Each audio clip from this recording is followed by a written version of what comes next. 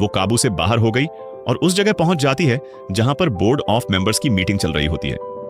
यहां पर विल चाहकर भी उसे कंट्रोल नहीं कर पाता क्योंकि ये चिंपैंजी बहुत ज्यादा गुस्से में होती है। इसलिए इस चिंपैंजी को गोली मारनी पड़ती है, जिससे उस चिंपैंजी की मौके पर ही मौत हो गई। इस हादसे के बाद बोर्ड के मेंबर्स ने यह माना कि विल की दवा की वजह से यह चिंपैंजी अग्रेसिव हो गई थी और अब चिंपैंजी की मौत के साथ साथ विल का यह पूरा का पूरा एक्सपेरिमेंट भी पूरी तरह से खत्म हो गया है।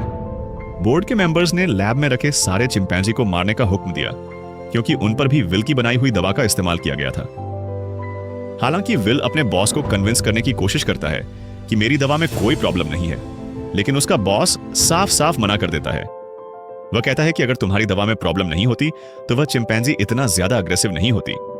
विल की 5 सालों की एक्सपेरिमेंट अब जाया हो गई थी। वो अंदर लैब की तरफ जाता है, तभी उसके पास लैब का केयरटेकर आता है और उसे बताता है कि आपकी दवा में कोई भी प्रॉब्लम नहीं है। दरअसल चिंपैंजी आपकी दवा की वजह से अग्रेसिव नहीं हुई थी, बल्कि उसने उसी वक्त एक बच्चे को जन्म दिया था, जिस वजह से वह गुस्से में आ गई थी क्योंकि उसे वहां से शिफ्ट किया जा रहा था।